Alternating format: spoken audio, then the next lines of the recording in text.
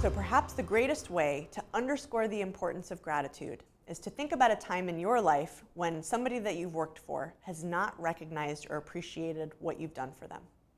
For me, I can think of one specific time where it was never clear to me. I was working with a team of people to put on an annual leadership retreat, a workshop designed to help the leaders in our company become even better.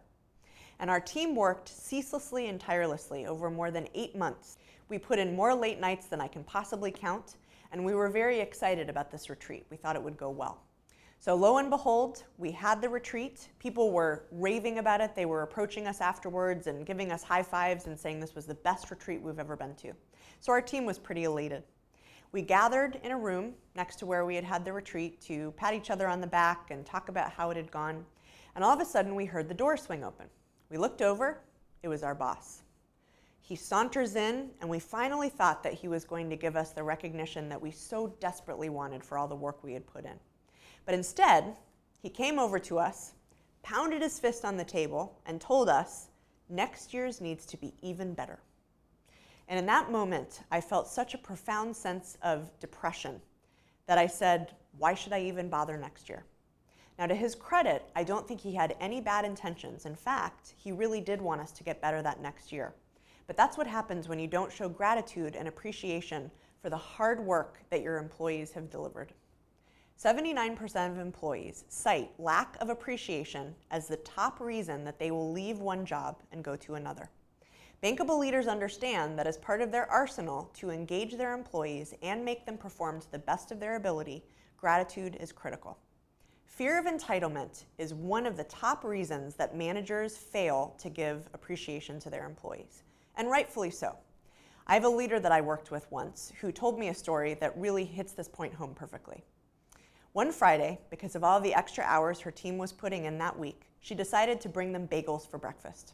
The team was elated, and they devoured the bagels and thanked her profusely and worked harder that day. So the next Friday rolled around, and she said, the bagels had such a great effect, I'll bring them again. So she brought them again, everyone was excited, and all was well. The third Friday rolled around, and she didn't bring bagels, and what do you think happened? At 9:30, one of her employees showed up in our office and asked, where are our bagels?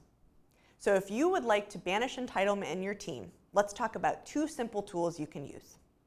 The first tool that you can use is to differentiate individual recognition. I cannot tell you the amount of times that I have heard comical arguments for rewards that are essentially the same for employees. For example, in your annual merit raise process, if you have an exceptional performer and a mediocre performer, and you give that exceptional performer a 7% increase and the mediocre performer a 5% increase, that's like organizational socialism. On an average salary of $50,000, that's a difference of about $1,000. Instead, what you have to do is differentiate the rewards you give to your best performers. Otherwise, there's no incentive at all to perform well. I used to work for one company that every year, out of its couple hundred or so leaders, would give one Leader of the Year award. The nomination process was rigorous, and winning was a huge feather in your cap. And each of us tried very hard every year to be the type of leader that would warrant being the Leader of the Year. The second tool you can use is to make team-level recognition creative and unpredictable. The logic behind this started with something called operant conditioning in 1938 with a scientist named B.F. Skinner. I will spare you the details, but I will tell you the punchline, which is that something called partial reinforcement for a behavior is what leads to the strongest behavior in the future and the most consistent behavior. Here's an example. If you're playing a slot machine, you probably find it very difficult to walk away. The reason for that is because you receive partial reinforcement. In other words, you don't get coins coming out every time. If you did, it would be very easy to walk away and you would stop the behavior. But you can't walk away and you feel like just one more, and maybe I'll get that reinforcement. You can apply the same theory to your team. Our bagel leader did exactly the opposite. She created an expectation with her team that every Friday when it rolled around, they would get bagels. But instead, if she had chosen a Wednesday morning for bagels, and maybe 3 weeks later, a Thursday afternoon for cookies, it would be a pleasant surprise and the behavior would continue. So I encourage you to think about that the next time you give a team-level recognition. How can I make this as creative and unpredictable as possible? If you're interested in hearing more about the topic of entitlement-free gratitude, you can go to my website at bankable leadership.com or take a look at my book, Bankable Leadership.